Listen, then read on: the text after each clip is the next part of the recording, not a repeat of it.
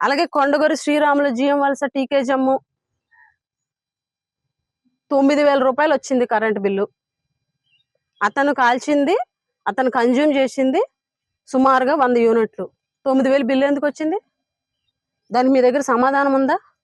ఆ లిస్టు తీస్తే ఒక నెలలో 1000 యూనిట్లు కాల్చారని వచ్చింది. 1000 యూనిట్లు.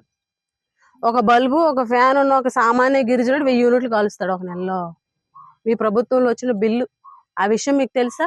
అసలు మీరు కనీసం, నేను 2 పేర్లు మెన్షన్ చేశా, నిమ్మక కియ్య, అలాగే కొండగొరి శ్రీరాములు అని 2 పేర్లు, 2 సామాన్య నిరుపేద గిరిజనుల యొక్క కరెంట్ బిల్లుల గురించి మెన్షన్ చేశా. కనీసం అవి తెప్పించుకొని బిల్లు ఎందుకు అంత అయ్యింది, ఎందుకు ఇలా వచ్చింది అని ఎలక్ట్రికల్ డిపార్ట్మెంట్ వాళ్ళని పిలిచి అడిగితే దానికి వాళ్ళు కరెక్ట్ గా సమాధానం చెబితే అది మీకు అర్థమైతే ఆ నెక్స్ట్ డే దానికి సమాధానం మీరు చెప్పాలి. అది చెప్పకుండా మీరే పెంచారు. పోలవరం ప్రాజెక్టు, ఎలక్ట్రికల్ దానికి పోలవరం ప్రాజెక్ట్ ఏంటి సంబంధం?